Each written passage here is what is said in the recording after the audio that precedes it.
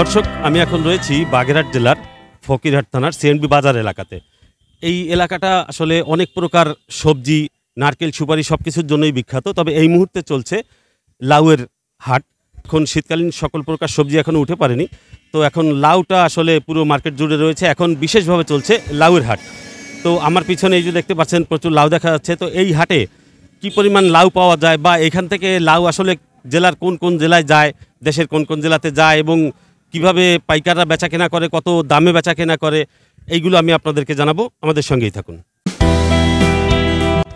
বাগেরহাটের ফকিরহাট থানার সিএনবি বাজারে সপ্তাহে দুদিন বসছে বিষমুক্ত লাউয়ের হাট। স্থানীয় লাউ চাষিরা ভোর থেকেই লাউ ভর্তি ভ্যান নিয়ে বিক্রির জন্য হাজির হন স্থানীয় সিএনবি বাজারে। বাজারের চারিদিকে শুধু লাউ আর লাউ।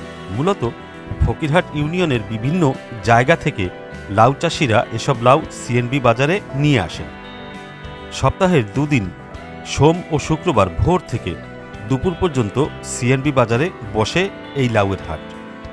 লাউ চাষ করে স্বাবলম্বী হয়ে উঠেছেন স্থানীয় কৃষকরা।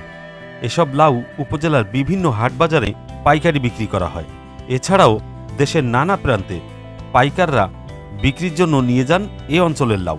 দর্শক, আমি এই সিএনবি বাজারের লাউয়ের ব্যাপারে আর কি, যিনি প্রান্তিক চাষিদের কাছ থেকে মাল ক্রয় করে বিক্রি করেন আর কি পাইকার, তার সঙ্গে এখন একটু কথা বলবো। ভাই, আপনার নাম?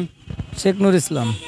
আচ্ছা, তো এই বাজারে যদি কেউ আসে আর কি ক্রয় করতে আর কি, তো কোন ধরনের রেটে সাধারণত পাবে, এই ধরনের একটু বিস্তারিত বলেন। ধরেন লাউর বাজার সবসময় অ্যাকুরেট থাকে না, তারপরেও আমি একটা আনুমানিক ধারণা দিই যে অতএব 25-27 টাকা কিংবা 26 টাকা এরকমের দরে নিতে পারবে ভালো লাউ। হ্যাঁ, আমরা চাষিদের কাছ থেকে ক্রয় করে।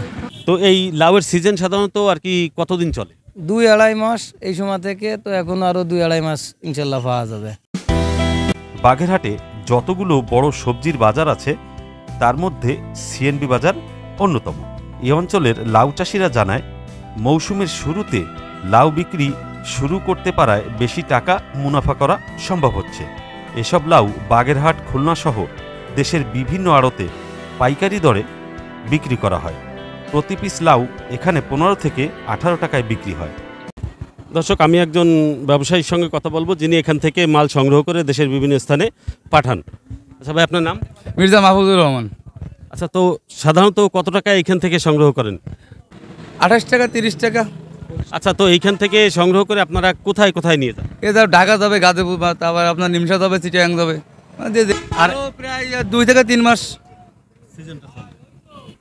দর্শক, আমরা জানতে পারলাম লাউ সাধারণত এইখান থেকে যে পাইকাররা ক্রয় করেন তারা 28 থেকে 30 টাকা দরে ক্রয় করেন এবং বিভিন্ন প্রকার পরিবহন খরচা দিয়ে তারা দেশের বিভিন্ন স্থানে এগুলো পাঠিয়ে থাকেন। অনেক সময় পাইকারি ব্যবসায়ীরা তাজা লাউ কিনতে সরাসরি খেতে চলে যান।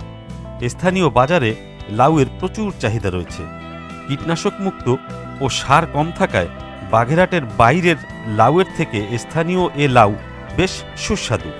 গড়ে প্রতি হাটে 15 থেকে 20 লাখ টাকার লাউ বিক্রি হয়ে থাকে।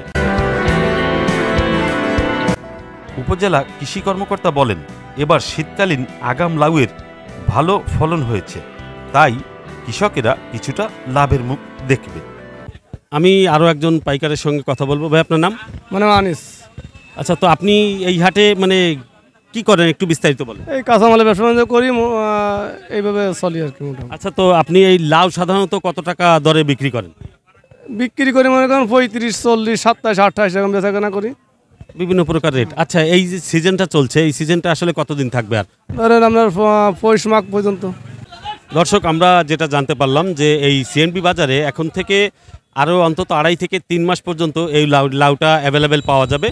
তো এইখান থেকে পাইকাররা আর কি দেশের বিভিন্ন স্থানে মানে সরবরাহ করে থাকে। আপনারাও যদি কেউ এখানে আসতে চান তো দর আপনারা তো জানলেন, প্রায় 25 থেকে 35-40 টাকা বিভিন্ন প্রকার দরে, এর ভিতরে সব প্রকার দরে আসলে এটা পাওয়া যায়।